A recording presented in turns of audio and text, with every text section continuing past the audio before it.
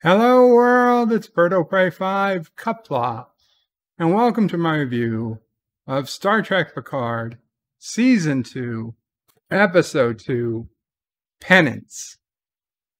And this is a whole lot of member berries, put together in just the right way. It keeps you interested, and actually, you want for more. It's not a bad episode, per se, but it does take a lot more liberties than last week's. And I am much more worried for what will happen in the future and what happens in this episode than I was last week. I'm not saying it didn't get my attention. It did. They said the right words. They brought up the right people. But they did some things I really disagree with and I don't like. And I don't have the hope and optimism I had last week. And it's going to show. The episode opens with Picard and Q continuing the conversation they started at the end of last week. And Q was like, "So you want me to cut to the chase?" Picard's like, "Yes, definitely cut to the chase." Picard's going on about how he's too old to listen to Q. He's tired of Q's games. It's the same thing he always says. And does Q ever actually stop toying with him? No, he never did. And why would he think he would do now? But now Q doesn't look sane, even for a Q. Even for what Q was, Picard is wondering if Q is senile himself. Q has snapped his fingers a couple of times. He's brought Picard to what looks like his vineyard, what looks like it's the beginning of the crops, the day they take in the crops. And Q is like he was just looking for Picard. It's been a while since he had seen him. So he was just looking for the nearest explosion, and that's where he found him. Basically, Q's saying, and here, Q just slapped Picard in the face. His nose is bleeding. Picard's nose is bleeding.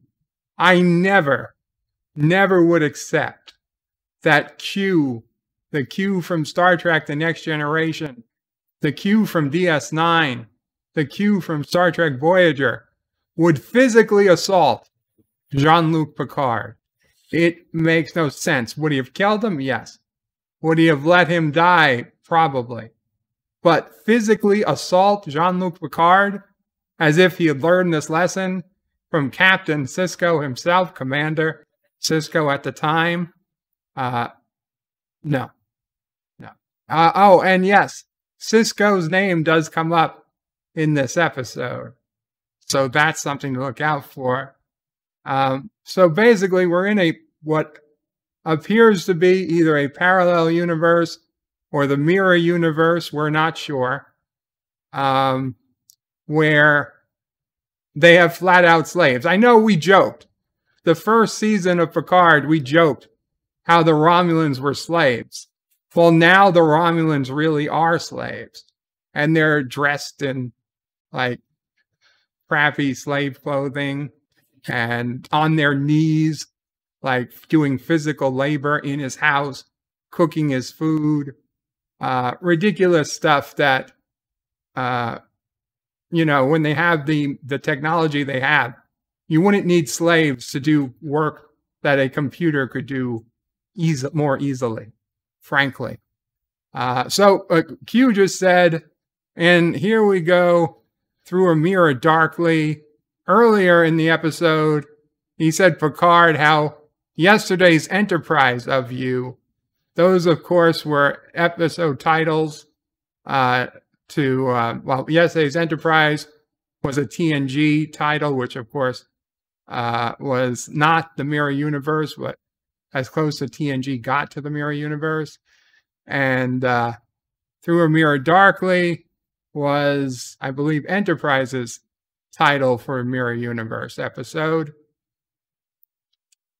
Now we get a bunch of skulls of alien species, including a Cardassian, and he says that's Gul Dukat. In this universe, he's the reason you have that spiffy synthetic body of yours. Why would Gul Dukat be the reason he has a synthetic body? In fact, why would he have a synthetic body at all in this timeline? It makes no sense. Gul Dukat being the reason makes even less. I mean, it was the Soongs who created the androids. The Soongs were human. Why would they need an alien reason for him to have a robot body? It doesn't make any sense. It certainly doesn't make any sense that they would develop technology to imprint human thought onto machines. This is a very human Homo sapien, pro-Homo sapien government. They wouldn't trust robots any more than they trust alien species. There was also a skull of General Martok. It makes no sense, but that General Picard, single-handedly killed Gul Dukat, bested Martok, General Martok, in a physical battle. There was a Ferengi head. Sarek. Sarek's head was there too, which Q tells General Picard that he severed Sarek's head on the head of the Vulcan on the steps of the Vulcan Science Academy, with Sarek's wife and son present. So obviously they mean Spock. Or would Spock not exist? Would he have taken a Vulcan wife? I don't know. But they're supposed to make us think of Spock. And Amanda. Anyway, Q tells Picard that he's got to make a penance. Picard needs to make a penance, and he disappears. Now this older generation android, which we saw last episode, Harvey, is asking Picard if everything's okay. He says that he's heard him talking, but there was no one there. And Picard is saying, no, he's not okay. He's not himself. The android doesn't alert anyone or, call 911. He just lets Picard walk around his house, and we start with the opening credits.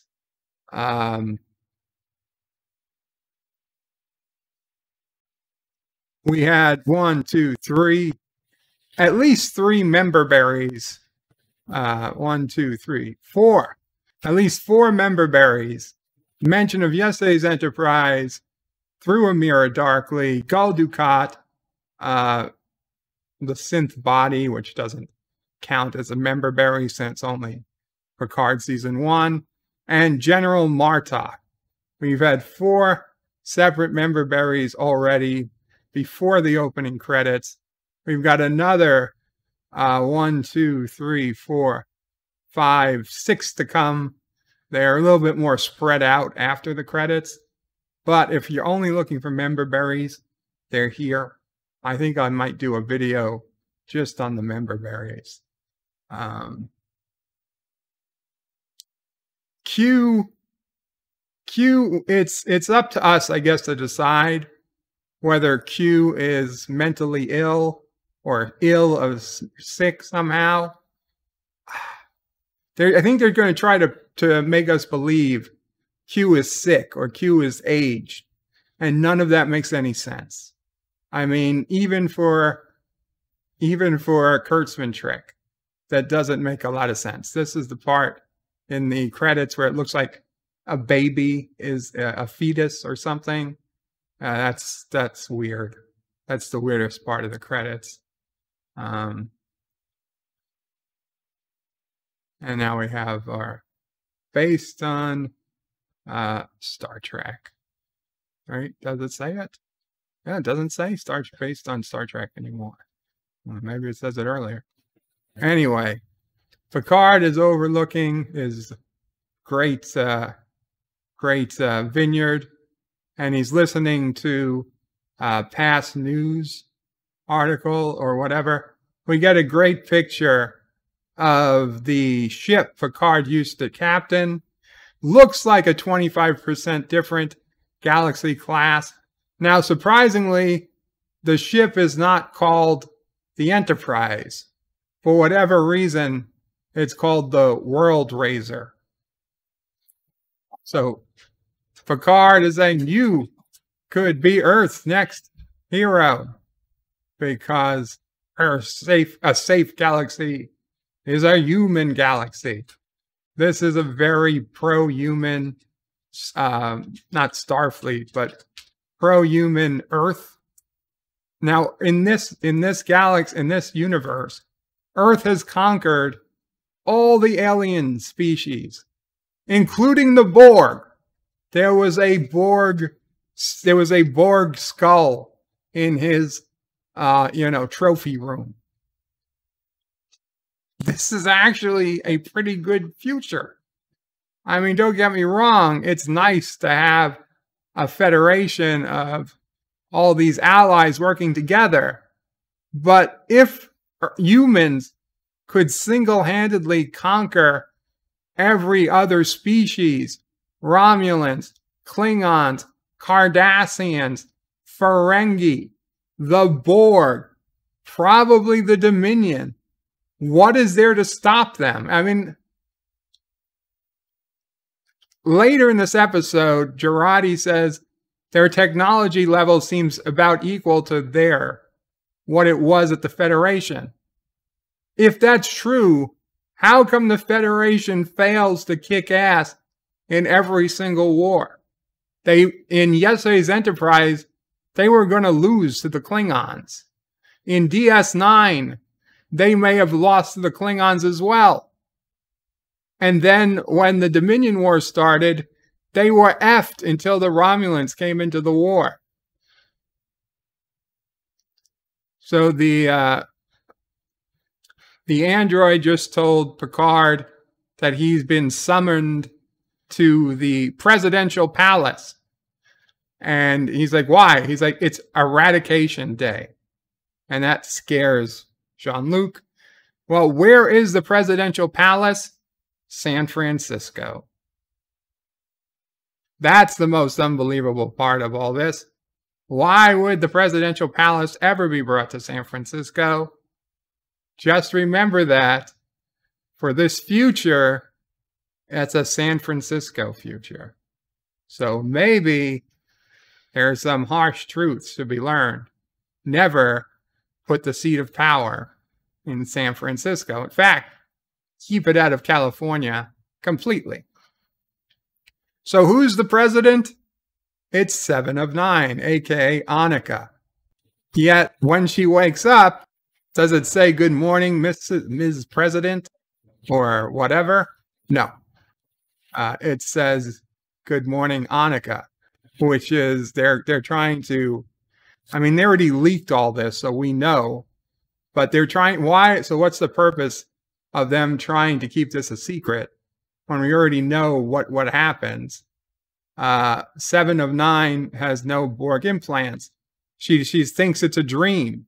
So she writes a math equation to check that her recollection or her comprehension is still there. She writes e to the I pi plus 1 equals 0, which is commonly considered one of the most beautiful equations of mathematics. She burns her hand with a candle to make sure she can feel pain. She smells something to sense she can smell. She realizes you can't smell in a dream. I'm not sure if that's technically true, but I'll give her it. I don't remember smelling anything in a dream, but I had a friend who once told me you can't read in a dream, and I absolutely dispute that. I have read in dreams all the fucking time. I don't remember smelling in a dream, but I'm not prepared to say it's impossible. So anyway, she's married. There's a short dude, and I don't believe this guy is her husband, but it is. So why is she married in this universe? I guess she's definitely bisexual, not lesbian, since she's married, or maybe you know, how you grow up can affect if you're gay or not. I don't know. I don't care. I don't care. The only thing that I do care about is I really don't believe in any universe she would marry a guy so much shorter. So she accidentally, oh, so of course the government on this world is called the Confederation. And she accidentally calls it the Federation. He's like, She's like, Federation? You mean Confederation? And like even the AI raises an eyebrow at her calling it Federation. Anyway, she says she wants to hear from a general in the field. And he's like, oh, I'll get General Sisko right up. So that's another member berry. We think we're going to see General Sisko. Well, guess what? We don't. She right away says, no, I want somebody not involved. She flips through some digital pages and says, I'm going to call Christopher Rios, or Cristobal Rios, whatever his name is. And she's like, I need privacy, get out. So they leave her, and she makes contact. Well, we see Rios. Okay, so for some reason in this reality, and Q did tell Picard he wouldn't let him go alone. For some reason, there are people in this reality who know that something's changed. Basically, everybody Picard was with on the Stargazer, but not everybody on the Stargazer, just the senior people. And it wasn't just the Stargazer. Raffi is included too, and Elnor. So somehow Q knew just the members of the first season of Picard should be allowed to remember who they were. So Rios doesn't understand why he's in the middle of a battle against Vulcans, but he gets a presidential call from President Hansen. He's like, President? And at first, they're not sure if each other know, what really happened. So Seven basically says, don't worry, this is a secure line. Feel free if anything unusual to report anything unusual that's happened. And Rios is not sure. He's a colonel. He's not 100% sure what to say. So he just says 7. And she realizes right away that he has his old memories. And she just tells him everything that she's found out. So they talk honestly. He's like, I don't know why I'm here. I'm attacking Vulcan. She's like, listen, come on back to Earth. I'm going to give you presidential clearance to get back here as soon as possible. He's like, Rios says, unless being dead looks like D-Day over Vulcan, something moved us. He doesn't know what, though. He doesn't know what. So 7 wants to meet face to face. Although Rios has to remember how to use his ship. I guess he got used to doing a Federation ship. Now, why is Rios' own ship, the La Serena, why is this part of, I don't know if it's Starfleet or United Earth? I mean, they do have badges that look like Starfleet badges. So I'm assuming it's Starfleet. Now, this is a controversial member berry, but literally we're getting a 9/11 member berry in that a terrorist group blew up a building, a giant tower. Hopefully it was office. It looked residential. A terrorist group blows up a building in Okinawa, Japan, and the terrorists are actually happy about it. And how many buildings? Elnor is like looking up, and there's one for Vulcan, one for Andoria, one for Cardassia, anyway, one for Romulus. There were 5 explosions in all, 5 buildings destroyed, who knows how many thousands of innocent people killed. Thousands and thousands of innocent people killed. And they are celebrating in the streets until the police come and kill one guy. Elnor's there. They have him at gunpoint, and the police come down. And apparently the police chief is, of course, the crackhead, or not technically crack, space skunkweed, or whatever it's called. Raffi. Raffi is the chief of police, because of course she is. So she kills the other police officers and saves Elnor. But then more police officers show up, so then she has to tell Elnor, okay, just work, just pretend, you know, live with this.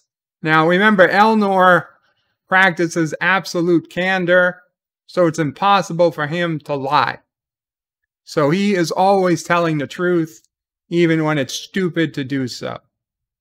So Raffi says he wants this one kept alive, but he's still going to get his shit beat out of him. Yeah. She wants him alive for questioning. Raffi's got to figure out how to find their way out of this. She doesn't know that Seven's around or that anyone else knows what's happening. So the husband, Seven's husband, is asking if the conversation with Rios was informative.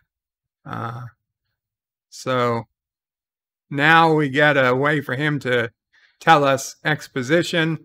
It's like, explain what Eradication Day is so special. And then you can explain to me that you're focused on the right thing. Well, Eradication Day is when we eradicate aliens, dissidents, alien sympathizers. And today's special because it marks the final death of one of the Confederation's greatest enemies. And he says Dr. Jurati should have her downstairs now. And 7 is the first time she's heard Dr. Jurati's name mentioned in this new universe. So he's like, Agnes, Jurati's here. And so they're going downstairs. It's like they keep her locked up in the basement, so there's no physical restraint. Although it does say she is wearing a collar of some sort. So I don't know if she's actually maybe physically restrained or not, but they don't really talk about it later this episode. Jurati programmed a cat, a cat AI in a computer. What's the name of this cat? The cat's name is Spot 73. So that's another member berry, since Spot is Data's name, Data's cat's name. Why is it Spot 73? What happened to the first 72? We don't find out. Not this episode anyway. Maybe it's just a number she likes, like I'm Bird of Prey 5. There were no 4 other Bird of Preys before me. But it's a weird number. So 7 and her husband come in, and Dr. Jurati says, 7. And she's like, you know, she has to try and she's president, by the way. So the husband's like, why did you call her 7? And she's like, it was a college nickname. It was a drinking game. Which seems weird, because you would think the husband would know they didn't go to college together. I'm assuming they didn't. It would be a giant coincidence if they did. So the husband wants the prisoner in box 510, M510 or something released. So Jurati is just guessing she knows how to do it, even though she doesn't. 7 is like telling the husband, just calm down, like Jurati's crazy. And M510, and she's like, okay, extract specimen. Nobody has any idea who's about to come out. I thought it was going to be Data or Lore. I actually thought I heard Data's voice earlier in the episode. I didn't hear it upon subsequent rewatching. It turns out it's the Borg Queen, the real Borg Queen from First Contact, not the fake Borg Queen we saw last episode, who was covered in everything. So the Borg Queen says, this is not right. The hive is dead. There's nobody to communicate with. She's very upset. Chronometer misaligned. Tertiary adjunct to Unimatrix 0. Assist me. Tertiary adjunct 01. Assist me. So she knows 7 is supposed to be 7. It's like Annika escaped assimilation. But then she looks at Jurati and she says, you are accustomed to this feeling everywhere. The feeling of being alone. Unbelonging. Dr. Jurati is so clearly crazy, even the Borg Queen recognizes that she doesn't belong anywhere. So the Borg Queen is saying realities have been split. There's confusion. Time has been broken. So she now 7 tells us the Borg Queen has a sort of temporal, they can branch into other realities. They hear echoes of themselves from nearby realities. And they look at 7 and she's like, so I've heard. Because of course nobody here knows she was a Borg except Jurati. So General Picard is docking now. The magistrate, who happens to be the president's husband, so 7's husband, wanted to be notified when Picard was docking. So his shuttle is just docked. Picard is looking around. He's like, what's going on here? And he gets one of these androids that was supposed to escort him to President Hansen's office. That's when some cadets walk by or whatever. He recognizes Raffi and Elnor. And he sees how they're treating Elnor. And so he's upset, he's sad. And Raffi is like, Raffi tells the cadets, I say cadets, they're not cadets, they're whatever they are. They're supposed to take control of aliens. They said that comes straight from the magistrate who ordered you to take them. And Raffi doesn't know what to say. And Picard comes up and says, I ordered it. It was my order. And like this kid or whatever, like half smirking, says my sincerest apologies. Like they're just a terrible actor. Why do they have this? They should have like brought in anybody. They could have pulled someone off the street to do a better job. So now Picard, Raffi, and Elnor are all walking alone, talking amongst themselves. And he says he'll bring us, I'll bring us home together. And he's like, oh, Raffi, by the way, 7 is the president. And Raffi is like, really? That's going to go well. The magistrate is telling 7, as says Picard, General Picard, wanted to add Borg Slayer to his title. it seems like General Picard was getting ready to take over, but whatever. So the magistrate's pissed that General Picard is bringing an alien so close to his wife. Seven has said it's okay. She needs 20 minutes alone with Picard. Picard says, yeah, he needs to discuss a sensitive matter in private, something that was just extracted from this prisoner. Raffi assures the magistrate that his wife will be just fine. So the husband leaves, everyone else stays. So now it's Picard, Raffi, Seven, and Elnor. So Jurati is downstairs. So Seven says she's all right except for being the human president of an authoritarian regime. Says, oh, the Borg Queen. So Picard is surprised. He's like, the Borg Queen is here.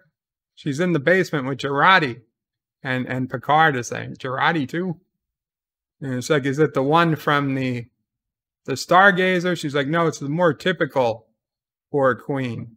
She thinks that there's been, she says time is broken. And Picard says, of course, that's how he did it. He's like, who? Who did it? He's like, this isn't an alternate reality, says Picard. This is our reality.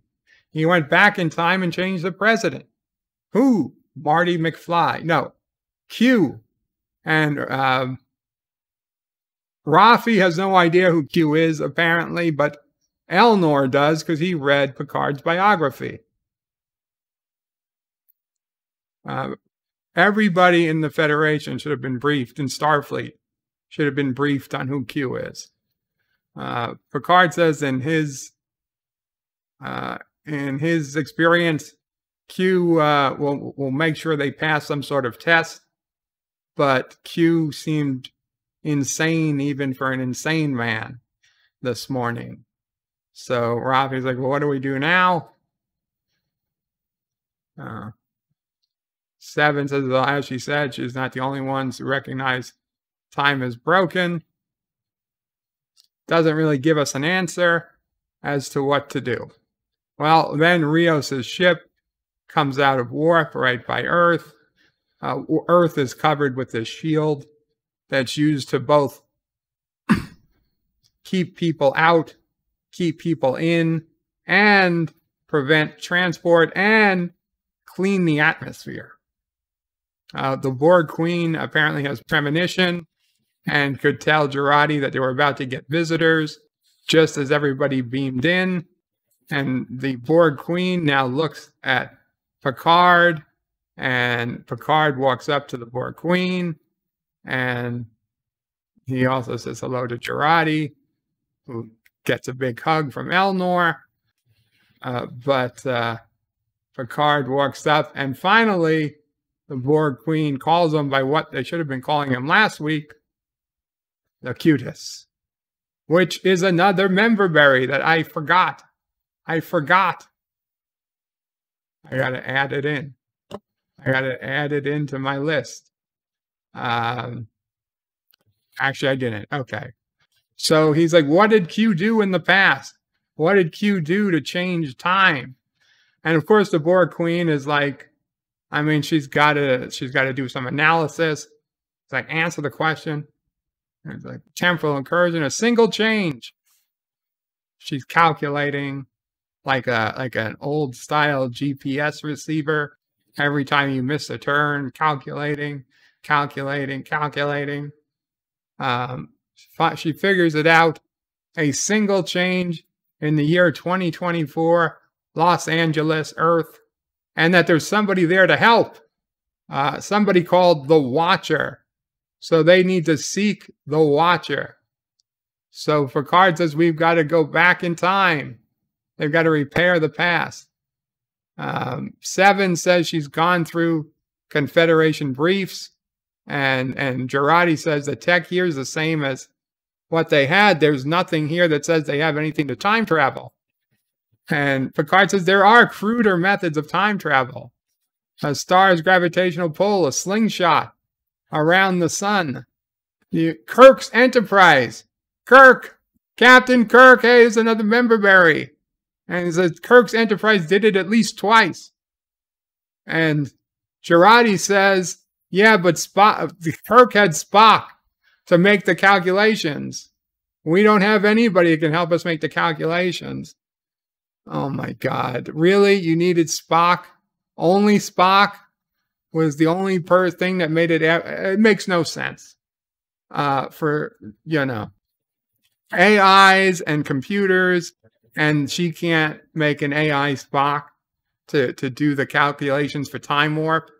Well, guess what they do have? They don't have Spock, but they have the next best thing, apparently. The Borg Queen. The Borg Queen says she'll do it because 7 offers her the chance to come back to a fixed universe where there's still Borg left in the Delta Quadrant, instead of them all about to be eradicated. So let me ask this. If their technology is the same as it was, how is it that they did not get to the Delta Quadrant? Or how did they get to the Delta Quadrant to wipe out all the Borg there? That killing this Borg Queen is going to be the end of the Borg. That doesn't make a lot of sense. So they say that Rios has to beam everybody up, including the Borg Queen. And Rios is surprised at that order and surprised Jurati's there. And Rios energizes and they all beam out. Barely an inconvenience. Oh, wait. No, they can't just beam out. Thankfully, they realize, but I don't like the argument that it's because the security protocols just got initiated by a mere second. They were only seconds late. Had they beamed up earlier, everybody would have made it. But apparently, they increased the security parameters just because it's Eradication Day, which to me sounds a lot like Whacking Day from The Simpsons. I honestly thought they were going to call it Whacking Day. It was just a way to drive the Irish out of Springfield, if you remember. It later became about beating up snakes. I think they should still have Whacking Day, not for the Irish, but for the snakes. So, the Eradication Day ceremony has begun. So they can't beam up and they can't communicate anymore, because they put, I don't know, they're all crazy. They're all paranoid. Although, is it paranoia when people really are trying to get you? I mean, to be honest, they lost 5 buildings. The whole planet should probably be on lockdown. So the ceremony calls for Picard to terminate the Borg Queen on stage by his own hand. Well, Picard says, how barbaric. Raffi says, how are we supposed to do all this? Kidnap the Borg Queen and the President and Picard all on stage. Picard tells certain people to work on making a hole to transport and a hole for communication in the shields. And they have to pretend to be the bad people they used to be, or they were in this reality. The president's husband is back. 20 minutes is up. And the husband jokes about having Annika tested for telepathic incursion. He's like, how dare you? And then Jurati goes into this ridiculous plan as to why they were still there. And Jurati says, out of an abundance of caution, she sent a coded message to her old drinking buddy, and she says that's why she was called 7. They tested the hypothesis, Anyway, it turns the Borg Queen was lying. She was just begging for her life. And I can't continue talking about it because it makes me feel dumber for every time I listen to the reasoning Seven provides. The magistrate has his head broken. His brain is broken by listening to it. He looks at Jurati like, you're nuts. There's a reason we keep you tied up down here, though you're not actually tied up. Jurati is like, oh my God, I can't believe. She's like, okay, she's got to work on getting out the message to Rios. Jurati's going to work on opening communications. Raffi's going to work on opening a transporter. And then we've got a Trump rally going on. It's very much meant to be a Trump rally.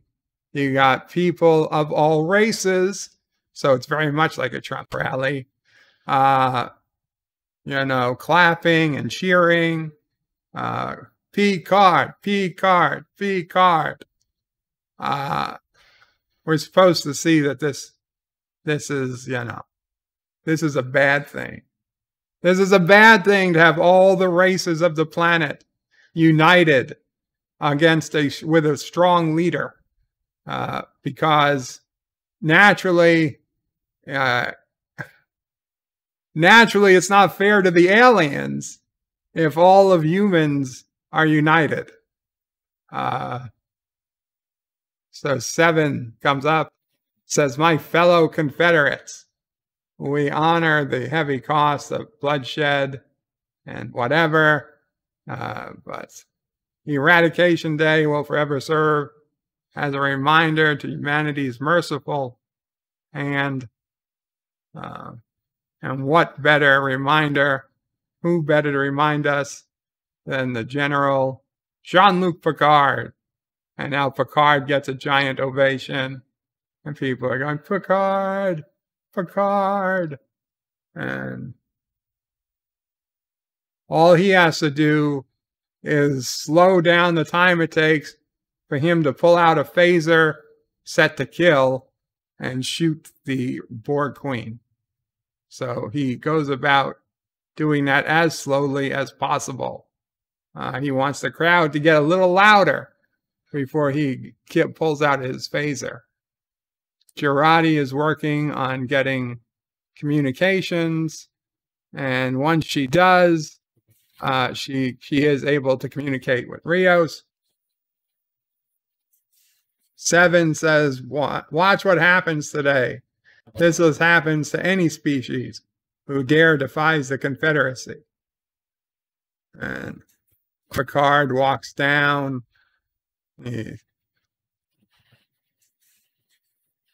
Seven is saying, no monster from any dark corner of the sky, of the stars, can survive human light. And yeah, they're really cheering. Picard plays the part well. The Borg Queen, which is kind of weird, she has half a human body. You basically have from the stomach up, from the belly button up. So she has both Borg and human components. If it was just the Borg or just the human, we knew just the human was her head and spine. So she does have part of the body available, which is just weird. That they would keep, or they would have, I don't know, surgically altered her body to keep her alive. I don't know. So Raffi and Rios, not Raffi, Jurati and Rios finally make contact, and they're fighting because if you remember, they broke up. They were boyfriend and girlfriend apparently. Then they broke up. So now Raffi is bringing Elnor in. She needs to use a computer. So she tells him that this Romulan just confess to uploading a virus. So she brings him with her to the computer and tells this other woman to get off the computer, or a guy, so she could use it. Meanwhile, Elnor's getting his ass kicked because he gives Elnor to them as a Christmas present. We know Elnor, however, is going to fight back shortly, and he does. But for right now, he's getting punch after punch.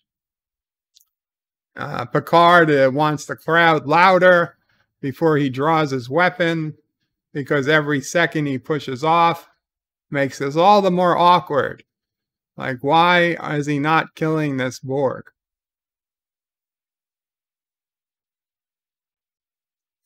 I would be really afraid that Picard was going to take over. This is not quite the mirror universe. It's as close as we're going to get, probably, hopefully. But this is not the mirror universe for many reasons. First and foremost, in the mirror universe, the humans were not as powerful come this time. At DS9 times, the humans were the slaves. It's impossible. Humanity has changed completely within the span of 10 or 15 or 20 years. They were not ready. They were not about to be here. Now, had it been the mirror universe, that might have been interesting. But this is not the mirror universe. There was no Confederation in the mirror universe. This is just a different universe. So Elnor now gets released. And Raffi tells Elnor, they're yours now. So Elnor beats the shit out of him. Actually kills 2 or 3 people. I believe the body count will be back this season, because Elnor kills some people, like literally just slices their neck, lets them bleed out. And you're like, holy shit. But it's okay to kill these people because they're bad people. Because why? Because they're from an authoritarian regime. They're supposed to be bad German people. It's okay to kill those types of people on screen because nobody's supposed to have any love or caring for them. Now, these people are, to be honest, fairly innocent people. We just saw them kill thousands of civilians in a terror attack, a literal terror attack. And we're not supposed to feel bad for them.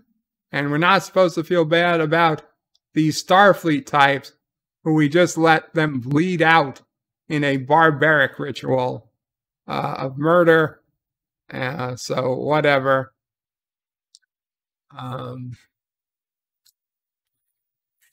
Anyway, at the last second, obviously they get the transporter works. Everybody transports up to Rios' ship. And Rios is like, what the hell's going on? I need help. I need help at the front. So Seven and Elnor go to the front. Jurati pushes the Borg Queen to the back of the ship. And they're going to try to connect the Borg Queen directly to the ship. Rios says absolutely not. Jurati ignores him. Jurati says we need her for time travel. Seven and Elnor go to the front of the ship. They warp. Is it warp? Yeah, no, it's impulse. They move away from Earth. There's nobody following them yet. Jurati knows where all the things are, whether there's a crowbar on the ship. She knows which wire to pull out. It's really nice that the Borg Queen just happens to have a port that's compatible with Rios's wire. Like, I don't know, she has a port that just makes itself adapt to any other port you have. Or maybe they're all USB 15. I don't know. Either way, it's damn convenient. The Borg is plugged in, but for some reason, even though the Borg is plugged in, a presidential override is still able to override his ship. Picard says, Captain Rios, can you get us out of here? The entire fleet is on its way. Deflectors disabled by presidential override. And the president's husband beams on, shoots Elnor. Everybody hides. There's 7, 8 people there. All of them have taken down multiple people at once. They're all afraid of one guy with a phaser. Everybody like puts up their hands. It gives time for 2 more people to beam on with phasers. The magistrate says, I wonder what the trophy of your skull will say. He points the phaser at Picard. How about Jean-luc Picard? Traitor. Killed while rescuing a Borg. And dun dun dun. End of episode. Yes, I wanted more. I was kind of annoyed it ended there. I was like, give us 5 or 10 more minutes. But let's face it, that's what they're going to do every episode. That's what they did first season. Although by the end of the first season, it was like, I don't even want to watch. This episode, not as good as last week's, unfortunately. But still, a lot of member berries. Happy they didn't put Sisko in. Not because I don't love Captain Sisko, but because honestly, I don't want them I don't want these writers to soil my memory of Captain Sisko. I don't want them to soil my memory of Gul Dukat, for that matter. Okay? I don't want them to hurt anything for all the things I love. I'm giving this episode a 5 out of 10. Not as good as last week, but still far better than any Discovery episode. And I am anxious to tune in next week to see what new stuff we'll see. With that all, Qapla all, Bird out.